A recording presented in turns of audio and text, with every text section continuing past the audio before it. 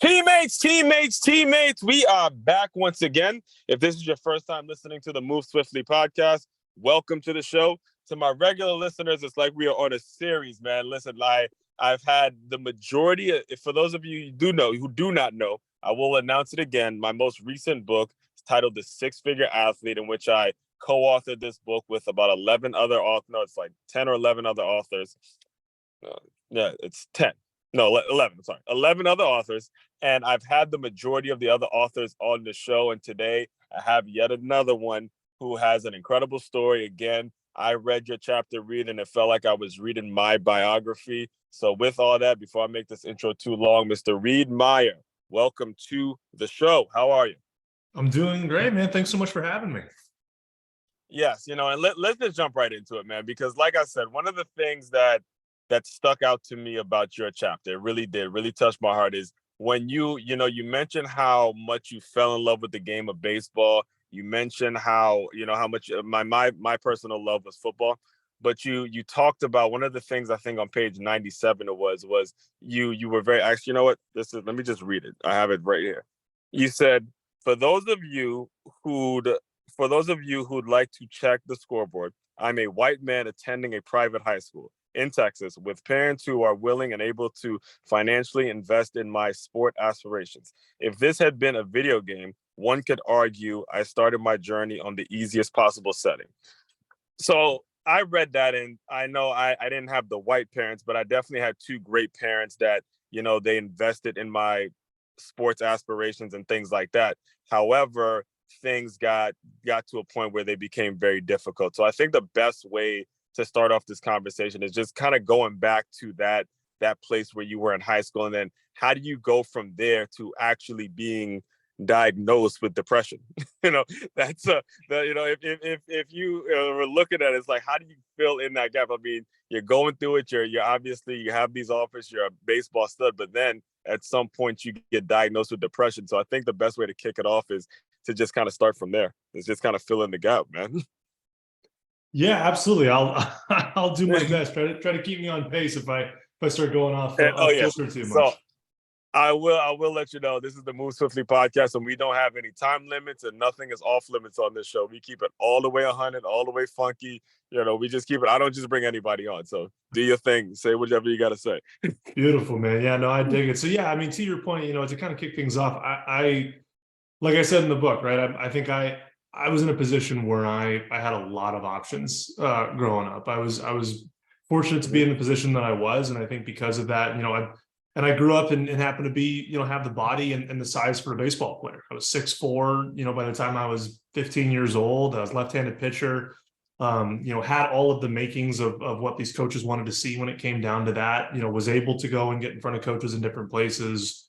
Had the resources to be able to reach out to folks and do things like that. And so, I think for me, it became a much bigger component of my development and a much bigger factor in my high school process when looking at colleges. I think, one of the things that I did, and I think a lot of kids fall into the same pitfall, is I let athletics slowly dominate my decision-making process when it came to college. That was my number one priority. And while I don't think there's necessarily a problem with it being your number one priority, it certainly can't be your only priority whenever you're making a college choice. And that's what it became for me. And so I started sort of looking away from all the different things in my college process, or my college search process, that had anything to do with anything that wasn't baseball. I wanted to be a Division I athlete. I wanted to go to a Power 5 conference. And that was sort of where my needs started and stopped, without anyone really pressuring me or encouraging me to think beyond that. And so when that was the case, that's what I shot for. And that's all I pursued. And that's all I sort of entertained whenever it came to conversations I was having with different groups. And I think back now at the different schools that I had conversations with, or could have had conversations with, that really probably would have been better overall holistic fits for me. But I just cut off at the pass immediately because they didn't fit this arbitrary sort of baseline that I had set for myself when it came time to pick these schools. And so, for me, that was sort of the starting point and the kickoff point of where that struggle really started. I made it to Texas Tech University. That's where I signed my scholarship to play baseball. And there was a coaching change over the summer, which if anybody knows anything about sports, that's always a bit of a re-roll of the dice. I still was able to keep my spot on the team, but it certainly wasn't something that was necessarily set in stone at that point. I was coming in and sort of had to reprove myself to a new coach. Was moving to a new environment, a new city that I wasn't familiar with. I came from a larger city in Texas, was moving to a much more rural city. Had never lived out in the country despite being down south. Was very much a city boy in that respect. And so there were cultural things that I struggled with. I didn't know what my major was until I showed up. And so there really was just this full shell shock as a 17-year-old kid, because I graduated early, showing up to this place and being in a locker room full of adult men and not really understanding how this transition to college worked. And so when I got there, it kind of overwhelmed me, to be quite honest with you. And so the fall season starts, and I'm getting my butt kicked in workouts, and I'm trying to keep up with my grades, and I'm trying to keep up with life and social life, and a long distance girlfriend, and trying to figure out where my place is on this team. And that sort of culmination or compilation of pressures was something I wasn't necessarily ready for or didn't anticipate, and it got the better of me in my first semester. And so by the time I got back home for winter break, I had actually lost roughly 60 pounds, and a lot of that was due to the pressure and the anxiety and the onset depression that came from that, and trying to sort of make all these pieces work and not really being able to figure it out, not knowing how. Well, there's 2 points that I want to address, and this is really for the listeners, and especially if you are either a sports parent or you're an athlete listening in. When you said that it slowly started to dominate your thoughts, I completely understand that, because my father, I grew up in a Caribbean household, and my father, before I went to Good Counsel High School, which is a fairly big time high school when it comes to my area and football and stuff like that. And he would tell me before he sent me there, he'd say, look, you're not going there to just be a jock. He would ask me, like, in a serious way, this is a big step. This is something that is not just about football. And I would sort of say yes in a tongue-in-cheek way, but I started to slowly, I understand what you mean when you say slowly, it started to dominate my thoughts, because I went from a public school where I was getting straight A's to where by the time I got to my high school, my freshman year, I ended with a 1.5 and had to go to summer school. So when you talk about the kind of the slow way in which it dominates your thoughts, can you give at least the listener some details in terms of what you mean by that? Like what are the slow things that starts? It's like what's that movie? The slow knife, Batman. It's a slow knife that kind of pierces the skin and just twists and twists and twists. So can you just speak on that a little bit? Yeah, for sure. So I would imagine that sort of process manifests itself differently with different people based on their backgrounds and different factors. For me, it was very much, it was a lot of external motivators in my life that started dominating my intrinsic motivators, I guess is the best way to put it. So, and I think about when I was in high school, kind of a nerdy kid overall, like grew up, liked anime, liked reading, that was kind of my general interests and kind of my conversation points. It wasn't necessarily the most social kid in the world. I struggled in big groups and settings and things like that. So school dances were nerve-wracking for me and things like that. But what I always had for me was sports. I was really good at baseball, and I just always kind of had a knack for it. I had the body for it, and that was kind of my way to sort of be in, whether it be social circles, friend circles, family circles, whatever. That was kind of this thing that I could hang my hat on, for lack of a better term, that was kind of a definer for me. And as I moved through high school, I think what happened was, that element of who I was became a larger topic of conversation among friends, became a larger topic of conversation among family.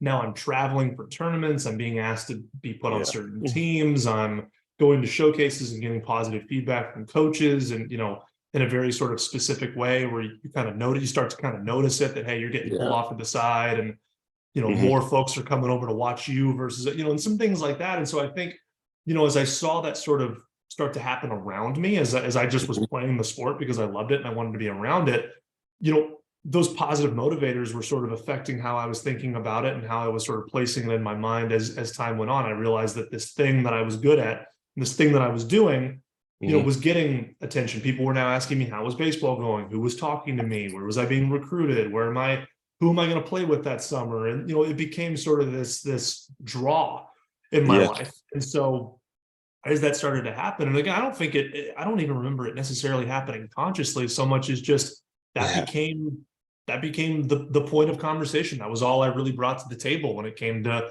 talking with friends and talking with family, or at least that's how I felt. That was the part of the conversation that I was a part of, where people paid attention to me, or people cared about what I was saying, or people had the same interest as I did, because not a lot of people wanted to talk about the other stuff that I was interested in at that Exactly. point, or at least I wasn't broaching it. And so, you know, that built and built and built all the way until, you know, there's almost this obligation to fulfill these expectations. There is an obligation in your head, at least, to fulfill these expectations of, you know, he's the baseball kid. He's been slotted in all these different places. He needs to go play at this level. He needs to go achieve this margin of success that we as a society have decided is sort of the bar of success in sports, which, you know, I think when I was a kid, I marked that as, hey, it's D1 or bust, right? You hear that phrase all the time. Yeah, Now, as somebody I've who's, said that phrase quite a bit. yeah, exactly. And that was certainly where my brain was on it. And only now, you know, working on the other side, being on the college counseling side and the college prep side, you know, I've completely changed my mindset on that. But it took me Yes. almost kind of getting my butt kicked by it to realize that, you know, we've created this arbitrary bar of success, but it doesn't really apply to your success in athletics, to your success in college, to your success in life. There's no real direct margins or correlations you can find on most of those bars that we create for ourselves. And so by the time I got to college, it was almost like I felt more strangled by my sport than I did Yeah. empowered by my sport by the time I got to college. Yes, and that's actually the second point that I wanted to bring up, because, well, first of all, for you listeners now, what he said was very, very important for you guys to grasp, because again, you're going to feel this acceptance with your sport, but it's very, very, very, very important that you stay humble. And this is something that you have got to do, because all of these grown adults slobbering over you and this acceptance that you feel, it's not necessarily the truth. It's not, as you just heard, again, it can lead to depression if you don't figure out ways of humbling yourself and just figuring out ways to stay grounded. All right. Do not let these college coaches come and gas you up. Do not let your mommy and your daddy and your parents and all these people, all these teammates or these quote unquote friends come and gas you up. We can go on an actual soapbox if I was to go down that route. So but I won't do that to you right now. I want to be respectful of your time. All right.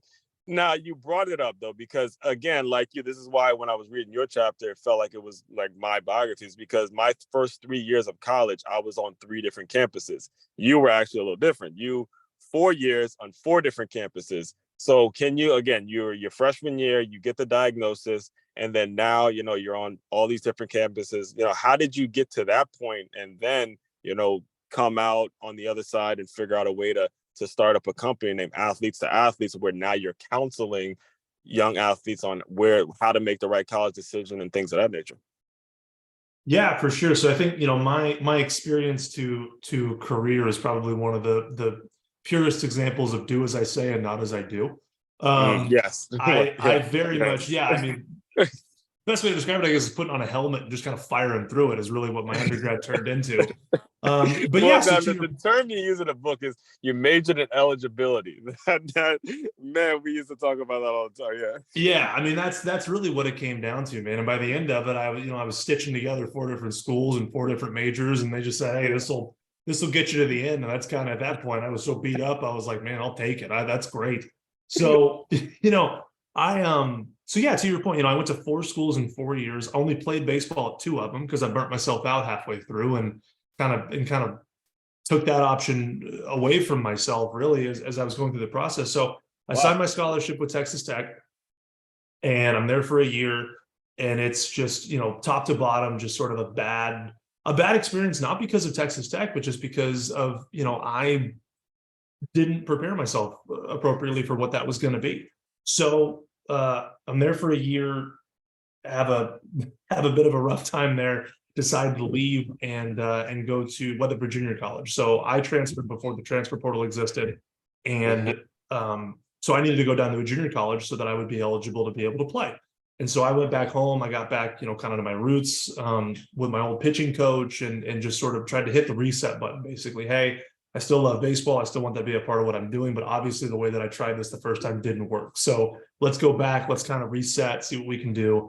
And during that year, I'll admit I had a really great season. I had a lot of opportunities at Division I, Division II level to go play again at different places, but kind of realized as I was going through that process that, man, I really am kind of falling out of love with my sport from the level of intensity that it's needed to Yeah. succeed at this college level is really what it came down to. I'm at practice. I'm thinking of other places I could be. I'm thinking of potential jobs or internships that I could be applying to, that my friends are applying to, that I feel like I can't do. I've got friends that are studying abroad and having different college experiences. And I find myself wanting to do that more than wanting to play my sport. And that was the first time that I had ever really had that moment where I was wanting to do something other than play baseball. And so that for me was sort of this identity moment that I really struggled with and I had to kind of come to grips with. And so after that season at Weatherford, I made the decision after visiting a few schools that, man, my heart's not in this anymore. I can't do it. I'm burnt out. I'm going to go somewhere and it's going to be the same problem all over again. I'm not going to be able to sort of get out of this funk that I wish I could be doing other things than playing my sport.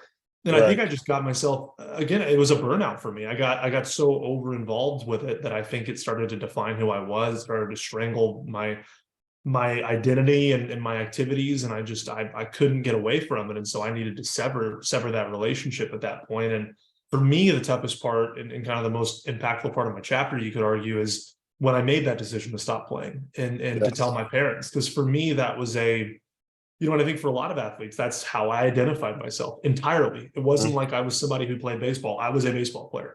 And if I didn't have that, I didn't know what my role was in life, to be honest with you. I didn't know what my role was in society. I didn't feel like I had anything else that I brought to the table beyond that. So when I decided to stop playing my sport, there was a ton of fear and a ton of,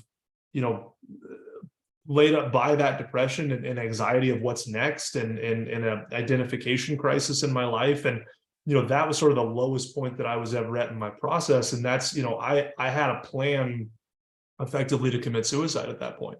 I had written out letters to my parents. I had written out letters to my sister, to my grandparents, effectively apologizing for not being able to live up to this expectation that I felt was my duty almost as this athlete in the family. I feel extremely fortunate every day that, I lived close enough to my home where I sort of made a determination of, hey, I'm going to go home and I'm going to have this conversation with my parents. I'm going to tell them that I'm not doing this anymore. And I'm going to see what happens. If they're good with it, if they're cool with it, then great. And we'll move forward. And if they're not, then I have this solution, this terrible short-sighted solution for permanent effects that I can do if that doesn't work. And thinking on it now, it's such a wild step of events in your brain. It feels like in this moment, but I can still take myself back to that place, and it can feel so black and white. And I empathize with the athletes that have gone through with something like that or feel in that space, because when you are in that moment and you are in the middle of it, it can feel very alone. It can feel, very scary. It can feel like this black and white decision of, this is who I am. This is what I do. If I can't do this, then what am I? And, that really was the kick for me, that inspired a lot of what athletes to athletes is. So I ended up, luckily I made it on the other side of that in a positive sense, was able to throw all those letters away. And then I'm going to the University of Texas at Austin as a full-time student. Just went there as a student, and took me about a semester to get my sea legs under me and understand what it meant to be a student and not, a student athlete, and having all this free time on my hands and having to find a job and all these different things. But by the end of my time at UT, it was like this rubber band in my life. It just completely uncoiled, and I had a better understanding of who I was. I had a better understanding of what my goals were, of what I wanted to do. And a lot of that was built on this idea of, hey, there's got to be a better way to approach this recruiting process and approach this college athletic process that isn't so intertwined with your identity being this sport and everything sort of riding on athletic success. Because what I found, even when I was at Texas Tech or at Weatherford, is that, man, it doesn't matter how much you love that sport and how, what level you're playing that sport at. At the end of the day, there's only so many games that you play and only so many practices you can be in. The rest of that time, you're in that city, you're with that community, you're taking those classes, you're getting that degree, and no amount of your sport can make up for the rest of your college experience. All of it has to be a positive influence on your life, or you're never going to be able to get the most out of college that you want to get out of it. And the price of college nowadays, you need to be getting 100% out of that experience than just 30% that might be your athletics.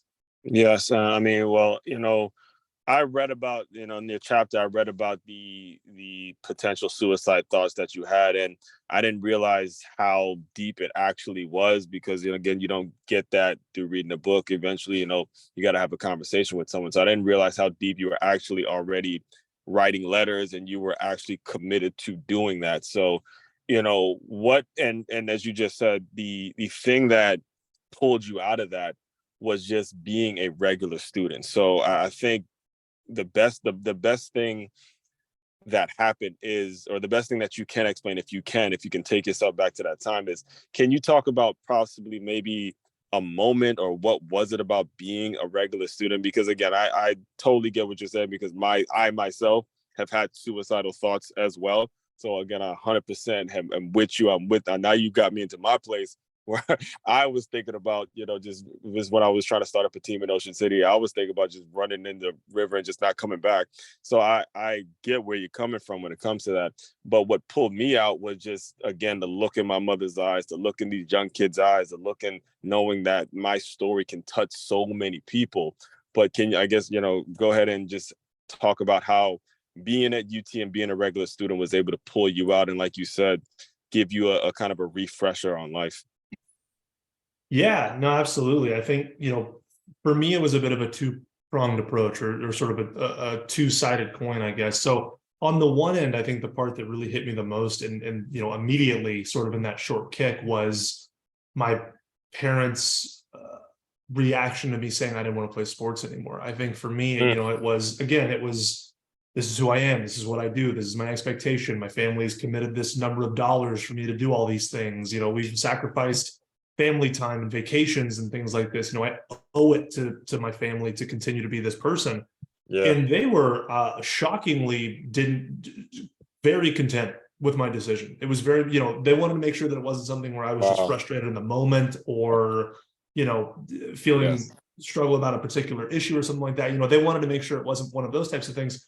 But I think that, for me, I was very fortunate. My family was very much like, okay, like, you got to go to school and you got to get a job and you got to move on to the next chapter of your life. But like, okay, baseball's not working anymore. Let's do something different.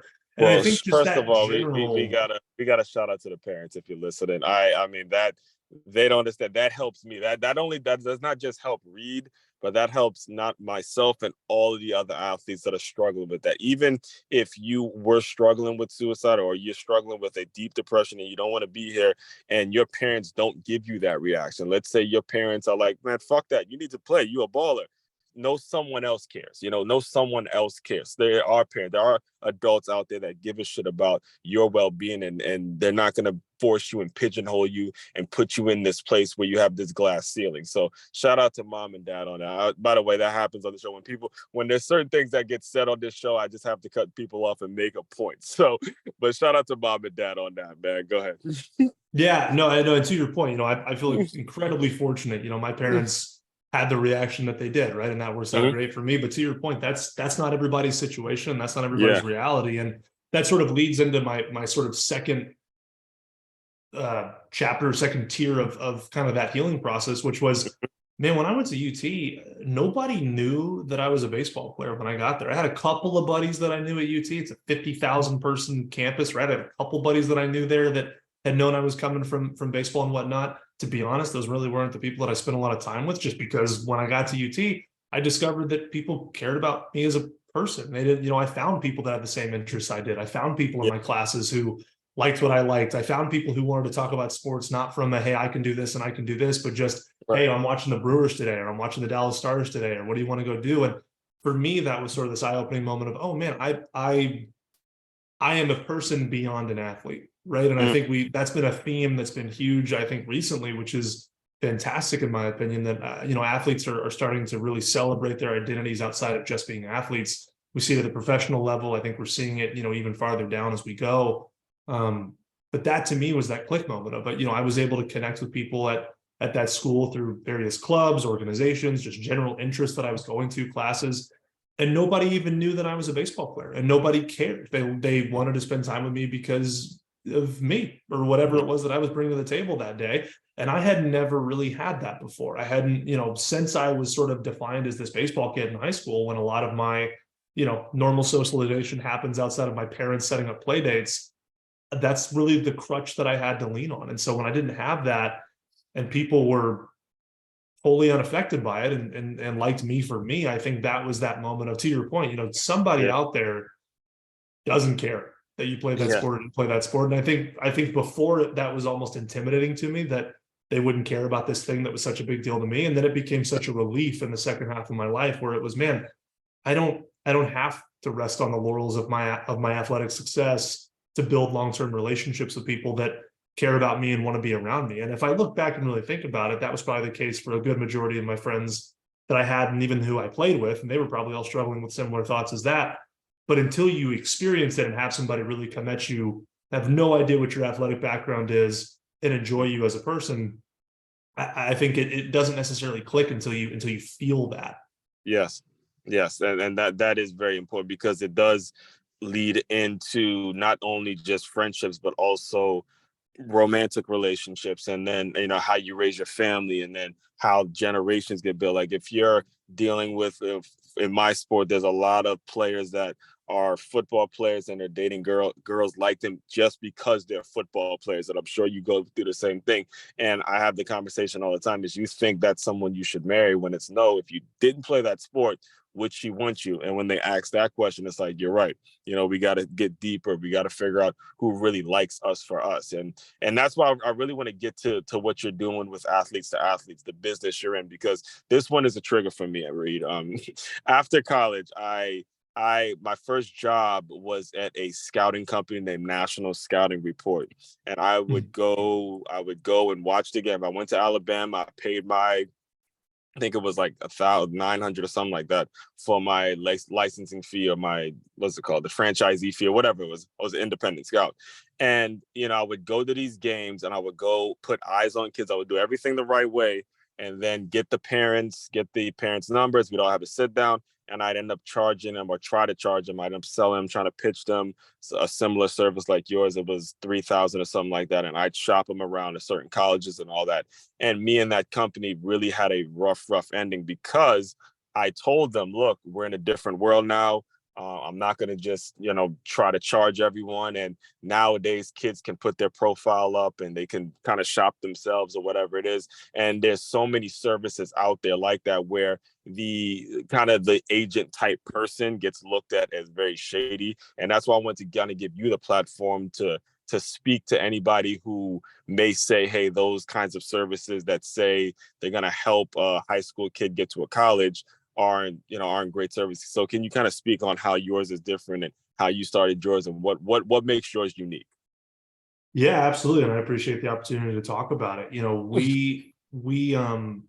The company was founded based on, kind of my own experiences in college, and realizing that, man, there's a lot of questions that should be asked that aren't most of the time. And there's a lot of things that kids and families deserve to be made aware of in the recruiting process and in the college selection process, that they're not inherently in most scenarios. And so for us, it was important to create something that just sort of democratized that education and empowered families to feel better about making those college decisions, and not feeling hogtied by sales speak from coaches, or not feeling like they had to make a decision, or had to pick something over something else because a coach is pressuring them to do so, or they feel like there's no other options and this is the only way they're going to get to college, or whatever it might be.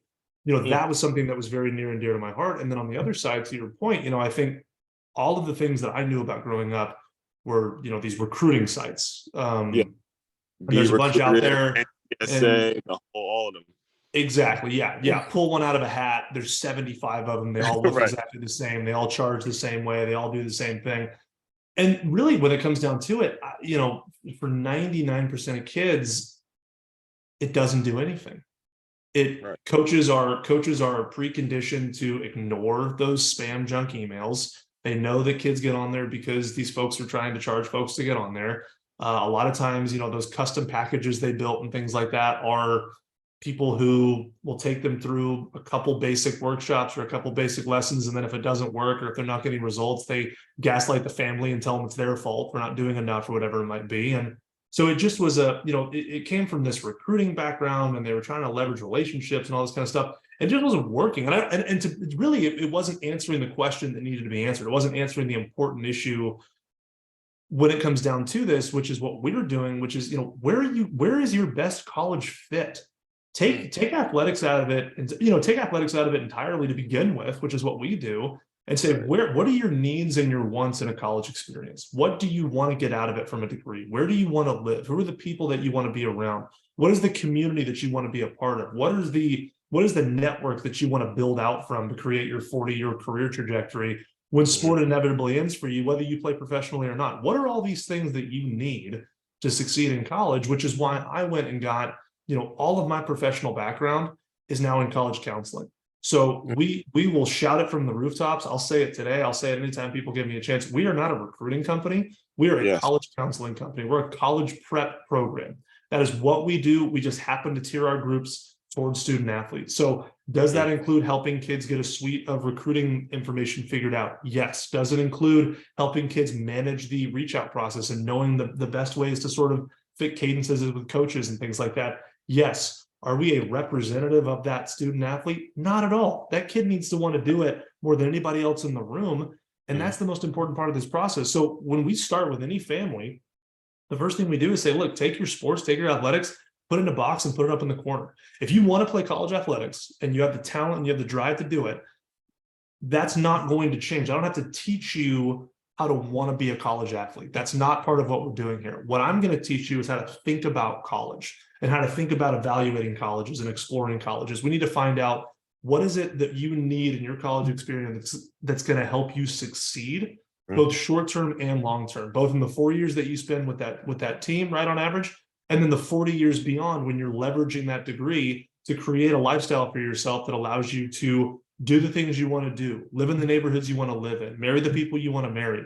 Whatever it is that your goal is, we need to put you in a position to succeed in all of those things. So we're going to look at academics, we're going to look at personal fit, we're going to look at financial fit, we're going to look at, culture and environmental aspects of where you're going to school. And then once we have those needs and those desires sort of fleshed out and a bit more tangible, then we're going to re-implement the athletics component, and we're going to teach you how to use athletics as a vehicle and as a leverage point to get to these schools that are going to help you succeed beyond that. And if you can use your sport to do that, or if you can compete in your sport and have that be a part of your experience, then that's fantastic. But I will never tell a family, I think a lot of what these recruiting programs do, they live off the laurels of these kids that go to these different places and commit to different places, right? So we'll use.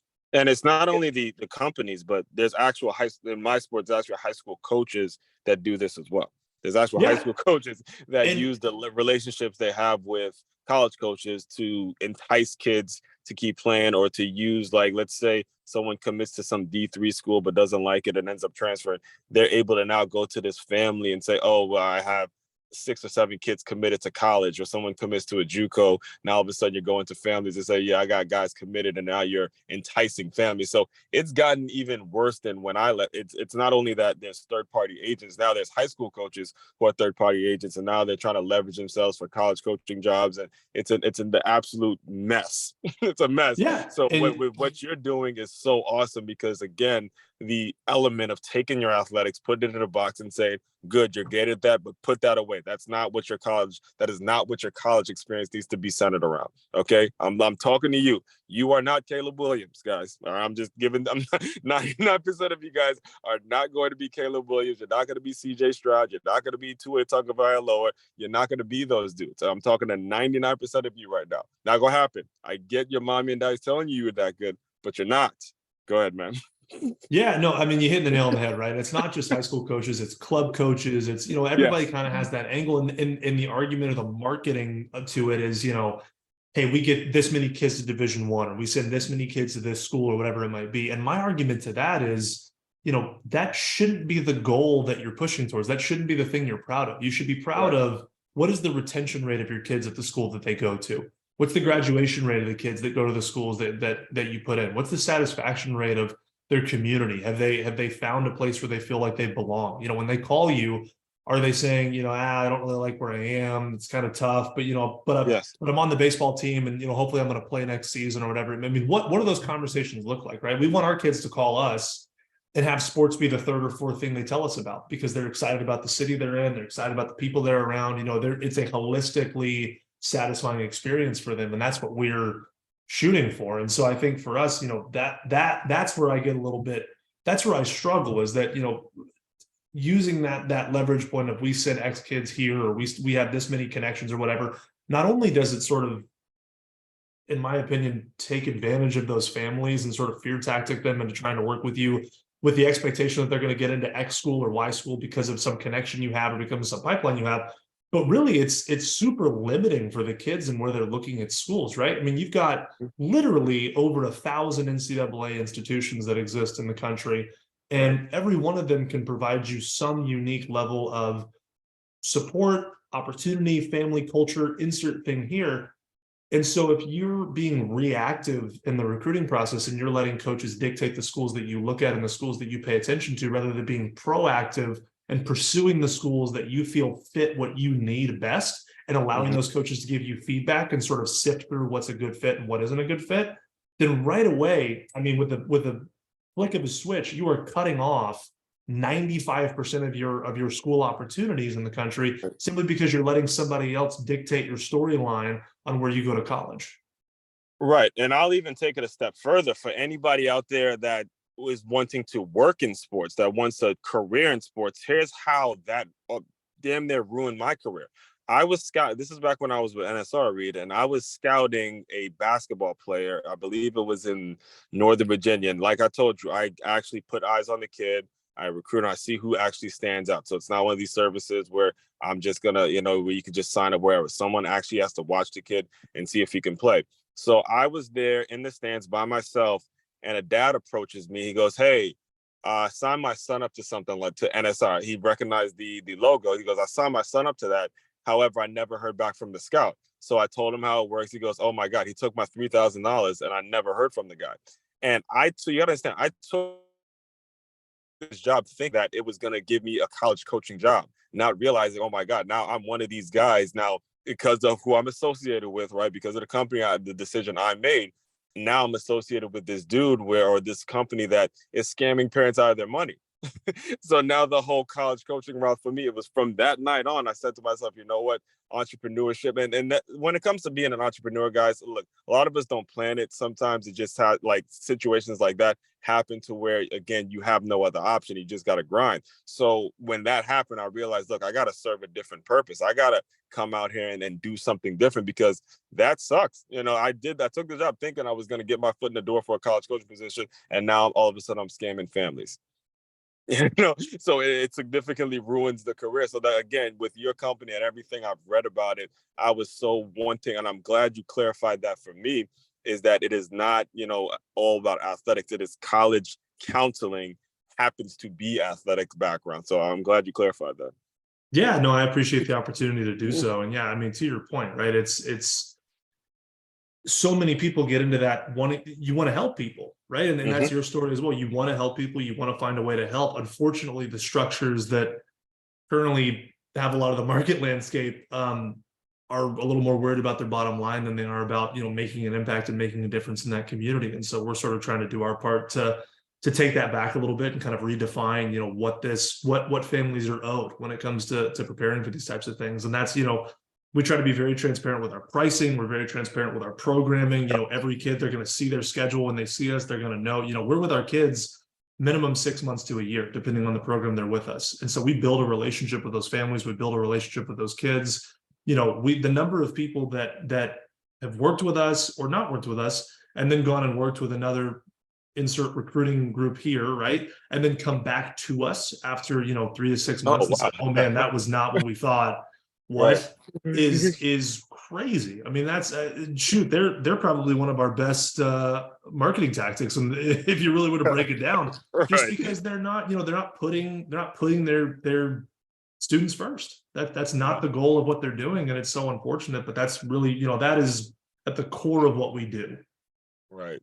And well, actually, this is probably a great time now. Can you just tell people again, what's next? What do you see coming down the pipeline? I've become a fan now, just hearing you talk. How can people support? What do you got planned next? How can people really get involved with what you got going on, man? Because this is great stuff, guys. This is awesome stuff when it comes to the mindset. And again, I'm going to keep repeating myself when I say this, is he put the athletics somewhere else, because again, it's only 1%. Harsh reality, 1% going to make it to the league. 1% of you out there listening to me is going to make it to the point where you're getting some money to play. Now, making actual money to recover what you've already spent up to that point, it's going to be very, very hard. It's probably less than 1%. So how can people support you?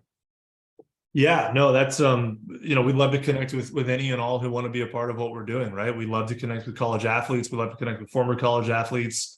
We love to connect with families that are looking for a little bit of help in this realm, anything and everything. So easiest way to find us is at our website, athletestaathletes.com, TO in the middle, not the number 2, athletestaathletes.com. Find us on LinkedIn, Athletes to Athletes, Instagram and Facebook. We're A2A Academy, A, the number 2A Academy. That's sort of our programming name and how we run from that standpoint. Those are the best ways to find us. We got contact forms all over the place. You can DM us, you can shoot us an email, whatever you want to do. We love to connect. We love to talk. We get smarter when we talk to families and learn more about what we can do to support them. We get smarter when we talk to college athletes and learn about the things that are affecting them today and not what affected us 10 years ago. And so we love to talk to them as well. So man, anybody who has a desire to help these kids make better decisions in college and set themselves up for a more successful 40, 50-year tenure, that's who we want to interact with, or families that feel like they need that help to get to that place. We want to help. Absolutely, man. Absolutely. And all of that will be included in the show notes as well. Reid, so the way I close out all of the shows, this is what I do. I want you to use your imagination. You are the Reid Meyer right now, the CEO, founder of Athletes to Athletes, just killing it, doing your thing, all right? And I want you to pretend that this guy, this former Reid came in, the one who was contemplating suicide, the one who was absolutely depressed, the one who didn't really see his future. I want you to pretend that young man just came into the Zoom room and just give him some words of encouragement, and we'll officially close with that. It's a great question. I think probably the advice that I was trying to give myself after the fact the whole time is that, you're allowed to have passions outside of your sport. You're allowed to be more than just this one thing that you feel defines you. It's, be proud of the individual that you are, and be proud of all of the things that make you who you are, and not just the one thing that you feel gets the most attention in this moment. Yes. And again, I said young Reid, but I'm sure there's, thousands, probably close to millions of athletes that you actually just helped with that. So I'm speaking for them right now, man. We appreciate you, man. Keep doing your thing. I'm sure we're going to stay in touch and do a lot of great things. We got a lot of great things planned for all the co-authors, by the way, and the Six Figure Athletes. So if you haven't got the book yet, make sure you get a copy of that book, because it was just volume 1. All right, just volume 1. But we're going places with that book, man. All right. Absolutely. Yeah. Thank you so much for having me. It was a blast to chat with you. My pleasure. My pleasure. All right, fellow teammates, continue to move swiftly. We will talk more soon.